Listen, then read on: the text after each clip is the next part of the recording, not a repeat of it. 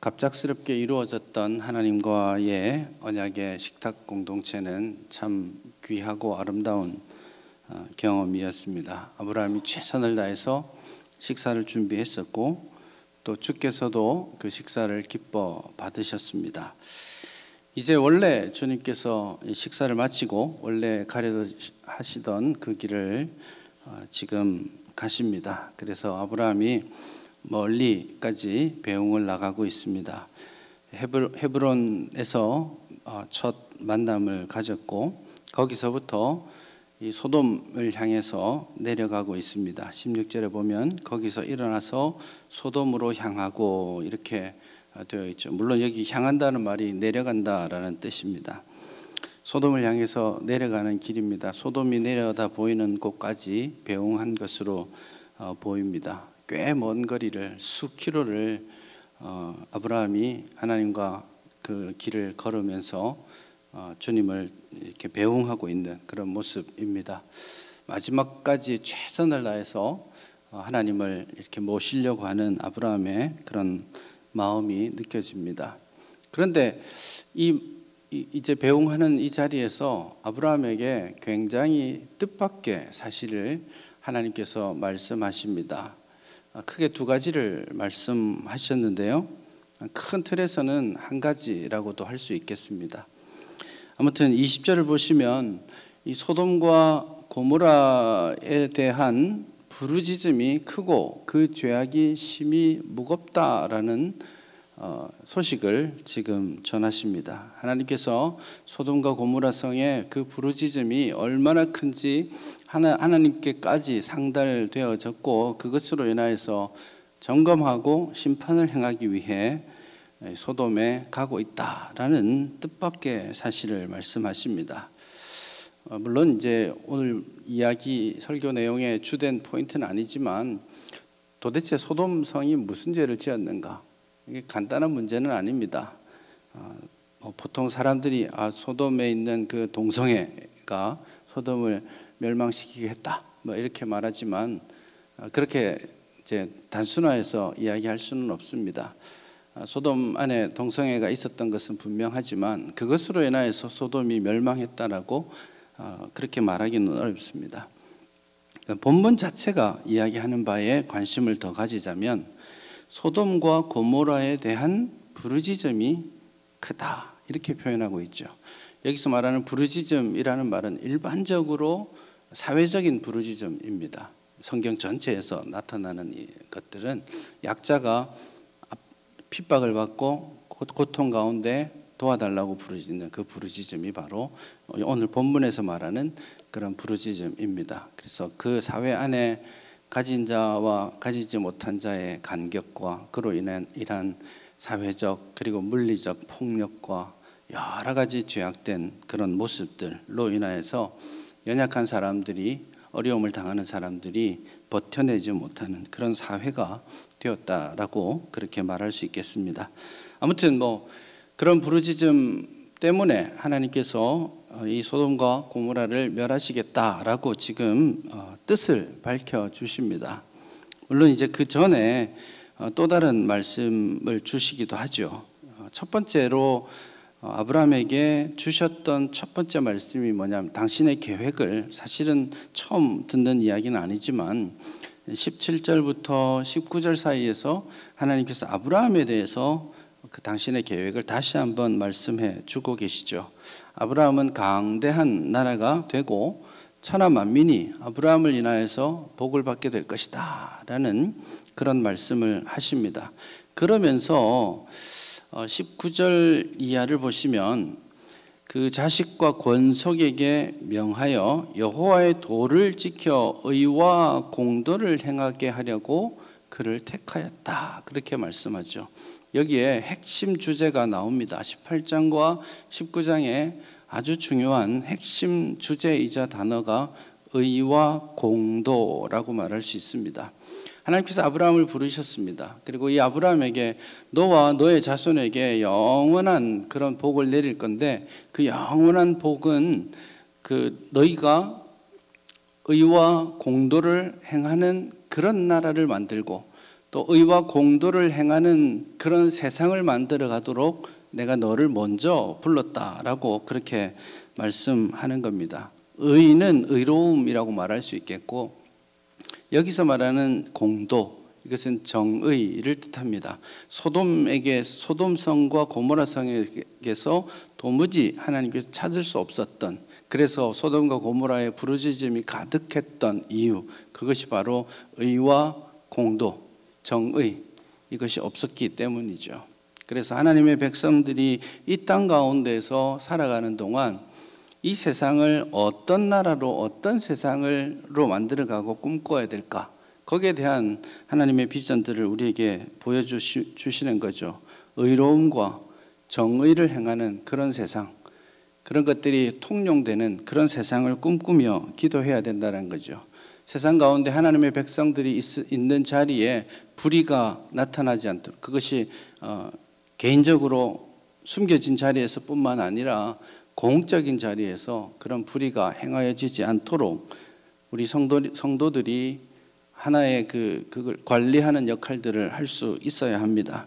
공의, justice죠. 정의, 이것은 성경에서 여러모로 말하지만 가장 많이 언급되는 정의는 법정적 정의입니다. 그래서 법이 무너지지 않고 재판이 공정하고 무사 공평하게 이루어지도록 성도들이 그것을 거기에 영향을 주고 그런 세상을 만들기 위해 기도하고 또 그런 세상을 만들기 위해 노력해야 한다는 것을 오늘 이 본문이 말씀하고 있습니다. 이 본문의 그 비전이 얼마나 큰지 우리가 알아야 됩니다. 예수 믿는다라고 말할 때 내가 예수 믿고 구원받으면 됐지, 내가 신앙생활 하는데 어려움 없고 예배 드리러 오는데 아무 문제 없고 그 정도의 건강이 있고 그렇게 되면 참 하나님 내게 은혜 주셨다, 그렇게만 생각하시면 큰 오산입니다. 하나님은 크신 하나님이세요.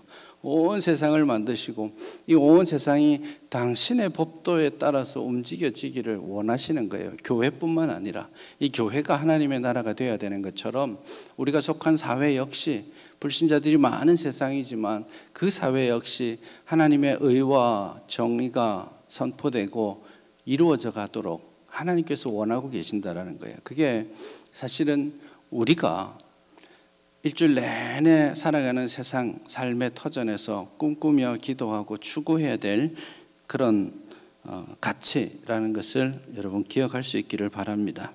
그래서 하나님께서 정말 우리에게 원하시는 것은 멋진 예배당을 짓고 그리고 아주 역동적인 예배를 드리고 거기에서 그치는 것이 아니라는 거예요.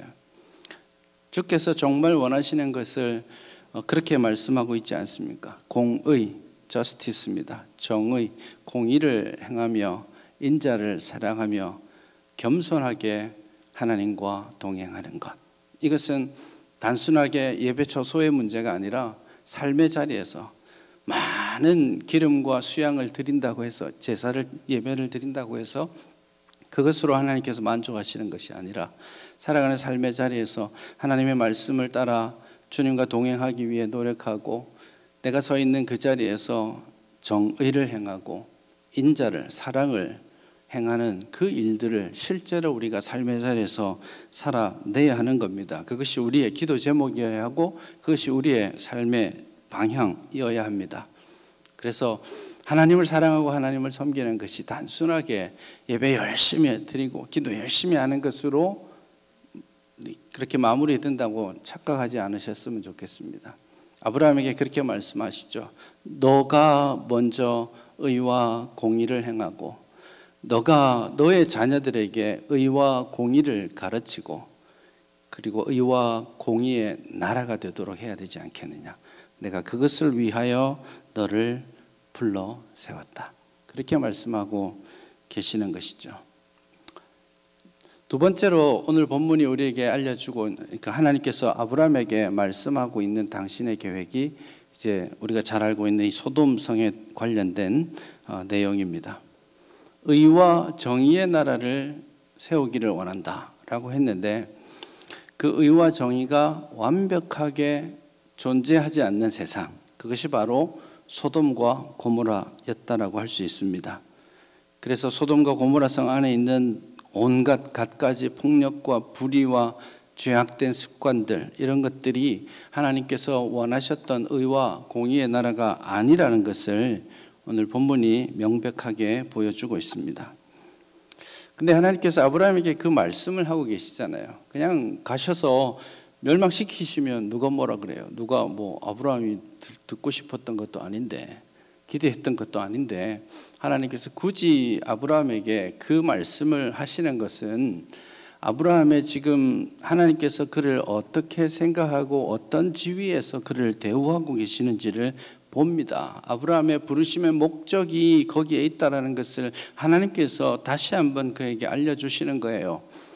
천하 만민이 너로 말미암아 복을 얻을 것이다 라고 하나님께서 말씀해 주셨죠. 그렇기 때문에 온 천하 만민의 운명이 아브라함에게 있다는 것을 다시 한번 상기시켜 주시는 겁니다. 그래서 아브라함이 기도하게 하시고 아브라함이 그 세상을 품게 하시는 훈련을 지금 시키고 계시는 거죠. 오늘 본문도 마찬가지입니다. 그리고 19장도 마찬가지고 20장도 마찬가지고 이방인들을 만나면서 처음에는 사실 이방인들 애굽에 내려갔을 때나 그리고 처음 14장에서 소돔과 고모라를 만날 때나 여러 면에서 아브라함의 모습이 완벽하게 갖추어져 있지 않았습니다. 하지만 점점 아브라함은 나 자신의 문제를 넘어서 세상과 열방을 품는 사람으로 자라가고 있는 거예요. 이게 신앙이 자라고 있는 겁니다. 처음에 내가 예수 믿을 때는 내 문제만 생각하고 내 것만 해결되기를 그렇게 기도하고 바라는 거였다면 이제 점점 믿음이 자라게 되면 나를 향한 관심보다는 내 이웃에 대한, 세상에 대한 관심을 가지고 내 기도의 내용 역시 나의 문제, 우리 집안의 문제에서 넘어서 세상과 열방을 향한 그런 하나님의 마음을 가지고 기도하게 되는 것이죠. 그것이 아브라함의 부르심의 방향이었습니다. 그게 불러주신 목적이었죠. 마찬가지로 하나님께서 굳이 아브라함에게 내가 하려는 일, 소돔에서 일어날 일들에 대해서 내가 너에게 말해줄게 라고 하시고 아브라함의 기도를 차근차근히 듣고 계시는 그 이유, 그가 세상을 향해 선지자로서 중보하며 기도하는 사람으로서 세워지기를 원하시기 때문입니다. 이것이 믿음의 성숙의 방향이고 하나님께서 아브라함을 훈련시켜 가시는 방향이라는 것을 기억할 수 있기를 바랍니다. 그래서 저와 여러분들이 하나님 앞에서 믿음으로 자라고 있다? 그 중요한 증거가 어디에 있느냐? 기도의 내용에 있습니다. 무엇을 기도하는가를 잘 살펴보시면 내가 믿음으로 더 성숙해가고 자라고 있다는 것을 느낄 수가 있습니다. 항상 내 문제만 가지고 내 관심만 가지고 그렇게 기도하고 있다면 여전히 믿음에 있어서 어린아이적 기도를 하고 있는 것입니다. 뭐 세상이 어떻게 되든 나만 괜찮으면 주님 감사합니다 이렇게 말하는 것이 대단히 이기적인 그런 기도가 아니겠습니까? 그러나 하나님께서는 내가 내 문제로 눈물 흘리기보다는 내 이웃 때문에, 내 세상 때문에, 하나님의 정의가 이루어지지 않는 현실 때문에 아파하고 눈물 흘리는 그런 기도를 하기를 원하시는 겁니다. 그렇게 만들어 가시기를 원하는 겁니다. 그런 의미에서 오늘 저와 여러분들의 기도의 제목에 이 중요한 하나님의 목적, 이런 것들을 좀 넣었으면 좋겠어요. 그래서 내 기도 안에, 여러분의 기도 안에 상당히 많은 분량을 이웃을 향해, 믿지 않는 영혼들을 향해, 세상을 향해 기도할 수 있어야 되겠습니다. 비록 우리가 가보지 못했을지 모르겠지만, 만나지 못했을지 모르겠지만 북한에 있는 어려움 당하는 형제 자매들을 위해서 우리는 계속해서 기도해야 됩니다. 미얀마에 고통당하는 사람들을 위해서 기도해야 됩니다. 지금도 코로나 때문에 국경이 봉쇄되고 그래서 오갈 데 없이 이 겨울을 장작불 해놓고 겨우겨우 추위와 싸우고 있는 8천만 명이 넘는 그런 난민들을 위해서 우리는 기도해야 됩니다. 기도할 뿐만 아니라 그들을 위해서 우리가 무엇을 할 수 있을지 고민해야 됩니다. 왜냐하면 그 세상도 하나님께서 의와 공의의 나라로 만들어가고 싶어 하시는 세상이기 때문입니다. 어쩌면 그 세상이 바로 저와 여러분들이 부름받은 부름의 현장, 부름받은 목적이기도 하기 때문입니다.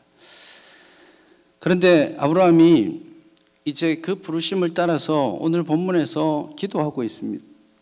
이제 끝까지 33절까지 다 읽지는 않았지만 아브라함이 그 이야기를 듣고 계속해서 하나님을 따라갑니다. 굉장히 긴박하게 이야기가 전개됩니다. 천사들은 이미 보내졌습니다. 소돔과 고모라로 내려갔고 하나님 앞에 딱 서 있습니다. 마지막 찬스라고 지금 생각하는 것 같습니다. 실제로 여러분 창세기 18장, 19장 이 두 장의 굉장히 긴 내용이지만 이 두 장의 내용이 사실은 딱 24시간 안 걸리는 시간 동안 일어난 일입니다. 그래서 이 짧은 시간을 굉장히 길게 늘려서 이야기하고 있죠. 굉장히 긴박하게 지금 시간이 흘러가고 있습니다. 오후 늦게까지 식사를 했고 이제 해가 으스름할 때 이제 천사들은 내려갔습니다. 그리고 그 천사가 19장에 보면 저녁에 롯을 만나게 되죠. 그리고 그 저녁, 그 새벽이 다 지나기 전에 소돔성은 멸망합니다. 불과 얼마 지나지 않은 24시간도 지나지 않는 긴박하게 흘러가는 상황 가운데 아브라함이 불쑥 하나님 앞에 나섭니다. 22절, 23절을 보면 아브라함이 여호와 앞에 그대로 섰더니 섰다라는 말, 이게 선지자적 용어입니다. 하나님 앞에 서 있다, 이 말이 하나님의 종이다라는 겁니다. 그래서 이건 선지자로서의 아브라함의 역할을 시작한다라는 그런 뜻이 되겠습니다. 그리고 23절에 보면 아브라함이 하나님께 가까이 나아가서 말씀을 이제 말하기 시작합니다. 그래서 아브라함이 지금 마지막이다 생각하고 적극적으로 기도하고 있는 내용입니다. 그러면 아브라함은 무엇을 위해 기도했을까요? 아브라함의 마음이 달았을 거예요. 소돔과 고모라 성도 지금 멸망할 거 생각하면 충격적인 깜짝 놀랄 이야기였지만 어떻게 보면 내 조카도 거기에 있잖아요. 뭐 미우나 고우나 내 조카인데 내가 불사라고 생각했던 조카가 아닙니까? 그러니 아브라함이 긴박한 마음을 가지고 기도했을 것 같습니다. 그러나 여러분, 우리가 오해하지 않아야 될 것이 있는데 아브라함은 소돔과 고모라 성 자체를 위해서 기도했다라고 말하기 어렵습니다. 아브라함이 50명이 있으면 어떻게 하시겠습니까? 45인이면 40명이면 30명이면 20명, 10명이면 어떻게 하시겠습니까? 이렇게 기도하는데 아브라함이 글쎄요, 마음속에 두 가지 다 있었을 수도 있겠습니다. 소돔과 고모라의 구원 관심이었을 수도 있겠습니다. 또 한편으로는 내 조카 롯 살려주실 거죠? 라고 말하고 싶었을 수도 있습니다. 그러나 아브라함은 자신의 기도가 끝나기까지 소돔과 고모라 성 사람들에 대한 구원에 대해서 관심을 기울이지 않습니다. 롯 살려주세요 라고 기도하지 않았습니다. 아브라함이 지금 이야기하는 이 포인트를 잘 잡은 겁니다. 하나님께서 이렇게 말씀하셨죠. 너를 통해 의와 공의가 이루어지는 나라를 만들고 싶다. 그렇게 말씀하셨고, 그렇게 했기 때문에 아브라함이 그 말씀을 받아서 하나님께 기도하고 있는데 그 기도의 내용인즉슨 이것입니다. 주께서 이같이 하사 25절에 의인을 악인과 함께 죽이심은 부당하오며 의인과 악인을 같이 하심도 부당합니다. 왜냐하면 세상을 심판하시는 이가 정의를 행하실 것이 아니니까. 그렇게 말하면서 기도합니다. 그래, 아브라함이 지금 확인하고 싶은 것은 무엇이냐 하면, 하나님, 저 땅에 의인이 있고 죄인이 있을 터인데 정말 같이 멸망시키실 것입니까? 그게 하나님의 정의가 맞습니까? 라고 질문한 것입니다. 아브라함이 알고 싶었던 것은 거기에 몇 명의 의인이 있을까를 가지고 딜을 하는 것이 아니라, 아브라함이 알고 싶었던 것은 그곳에 한 명이든 10명이든 100명이든 의인이 있다면 그 의인을 하나님께서 죄인들과 똑같이 취급하실 것이냐, 다시 말해서 정의를 행하실 것이냐, 하나님의 정의가 이루어질 것이냐, 거기에 있는 것입니다. 이것을 오해하게 되면 좀 아쉬운, 아브라함의 기도에 있어서 아쉬움을 발견하는 사람들이 있습니다. 아이고야, 좀 더 기도하지, 끝까지 기도하지, 왜 10명에서 멈췄어? 5명 있으면 어떡하시겠습니까? 4명 있으면 어떡하시겠습니까? 끝까지 기도하지 않았다라고 우리가 아쉬워할 필요가 있을까요? 그렇지 않습니다. 10명의 숫자의 의미도 있을 수 있겠지만 아브라함이 그렇게 숫자를 줄여가면서 끝까지 확인하고 싶었던 한 가지 사실, 하나님께서 의인과 악인을 함께 멸하지 않으시겠구나, 그 답을 얻은 거예요. 그래서 더 이상 기도할 필요도 없었던 것이죠. 그래서 여러분, 이 기도를 단순하게 중보해서 하나님의 심판을 돌이키고 싶었던 아브라함의 마음이라고 생각해서는 안 됩니다. 하나님께서 심판을 정하셨어요. 그러면 아브라함이 기도해가지고 그 심판을 없었던 일로 돌이킬 수 있을까요? 기도가 그런 것인가요? 착각하시면 곤란합니다. 여러분, 우리의 기도가 내가 원하는 것, 내가 소원을 가지고 있는 것을 하나님 앞에 간절히 기도해서 하나님께서 뜻하지 않으셨음에도 불구하고 당신의 뜻을 바꾸어서 그것을 이루어 주시도록 하는 것이 우리가 하는 기도라고 생각해서는 안 됩니다. 기도는 하나님을 바꾸어서 내 소원을 이루는 것이 아니라 기도하면서 하나님의 뜻을 확인하고 나를 바꾸는 겁니다. 기도는 내 뜻을 관철시키기 위해서 하나님을 바꾸는 것이 아니라 기도를 통해 하나님을 알고 하나님의 뜻을 분별하고 내 뜻을 접는 것이 기도입니다. 이 기도를 드려야 됩니다. 지성이면 감천이고 우리의 정성에 감흡하여서 감동하여서 기도 응답해 주셨다? 그러실 수도 있지만 대단히 기복적인 겁니다. 우리 예전에 산신할매 물 떠놓고 기도하는 거랑 다르지 않습니다. 기도는 내가 열심히 부르짖고 떠나가는 것이 아니라 주님의 음성을 듣기 위해 오히려 잠잠하게 내 귀를 여는 것이 기도입니다. 그런 기도가 필요합니다. 그래서 내 뜻을 이루는, 내 소원을 이루어내는 기도가 아니라 기도를 하면서 하나님의 뜻을 분별해가고 발견되어지는 그 하나님의 뜻에 나 자신을 복종시켜가는 것이 우리가 진정으로 드려야 될 기도인 것입니다. 아브라함은 지금 그렇게 기도하고 있습니다. 하나님의 뜻이 무엇인지 정확하게 알고 싶었고 그것을 알았을 때 그는 미련 없이 그 자리에서 일어설 수 있었던 겁니다. 하나님께서 하실 일들에 복종하는 것이죠. 기도의 중심이 어디에 있습니까? 여러분의 기도의 중심이 여러분 자신에게 있습니까? 아니면 하나님께 있습니까? 하나님의 뜻에 있습니까? 기도를 통해 여러분의 소원을 이루고 싶습니까? 기도를 통해 하나님의 뜻을 이루어 드리고 싶습니까? 이 중요한 방향 전환, 이 기도의 방향 전환, 이것이 정말 우리에게 필요한 시점입니다. 기도를 통해서, 그럴 때 기도를 통해서 우리가 하나님과 동력하게 되는 겁니다. 하나님이 나와 동력하는 게 아니고 기도를 통해 하나님의 뜻을 분별하고 내가 복종함으로써 내가 하나님의 동력자가 되는 것이고 내가 하나님의 친구가 될 수 있는 것입니다. 에스겔 36장 37절은 이렇게 말씀합니다. 주 여호와께서 이같이 말씀하셨느니라. 그래도 이스라엘 족속이 이같이 자기들에게 이루어 주시기를 내게 구하여야 할지니라.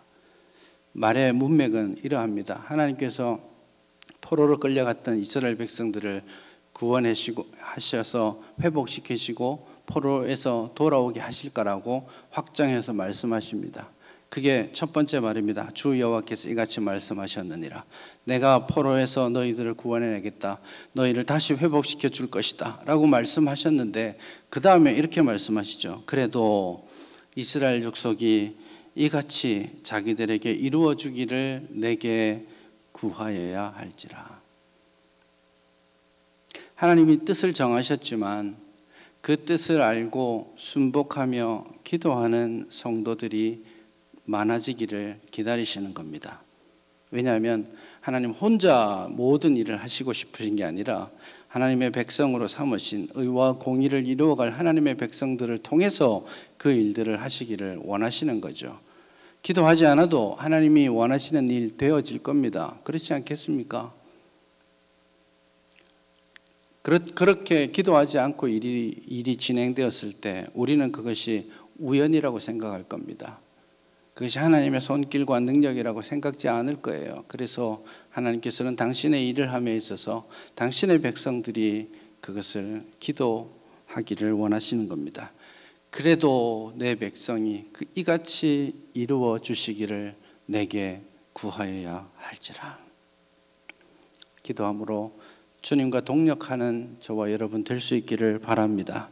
하나님의 선하심을 신뢰한다면, 하나님의 신실하심을 믿으신다면 우리는 더욱 간절함으로 기도해야 될 것입니다. 기도의 불길이 꺼지지 않도록 우리가 최선을 다해야 할 줄 압니다. 지금이야말로 이 세상이 참 어지럽지 않습니까? 정말 의와 공의의 나라가 되어가고 있다라고 누가 생각하고 있습니까? 정말 이 재판이 정정당당하게 공평하게 이루어지고 있다라고 지금 이 땅에 누가 생각하고 있습니까? 온갖 여러 생각들, 진영 논리, 좌파 우파 이러면서 자기에게 맞는 이야기만 듣고 자기에게 맞는 것만 판단하고 인정하고 그렇게 철저하게 나눠져 있지 않습니까? 지금이야말로 우리가 기도해야 될 때입니다. 하나님의 의와 공의가 이루어지는 세상을 꿈꾸며 기도해야 될 것입니다. 그리고 하나님께서는 우리의 그 기도를 통해 당신의 역사를 이루어 가실 줄 믿습니다. 기도의 자리에 나오십시오. 같이 기도하십시다. 같이 기도함으로 하나님의 능력을 경험하고 무엇보다도 하나님 자신을 더 깊이 알아가는 은혜가 우리 모두에게 있기를 간절히 바랍니다.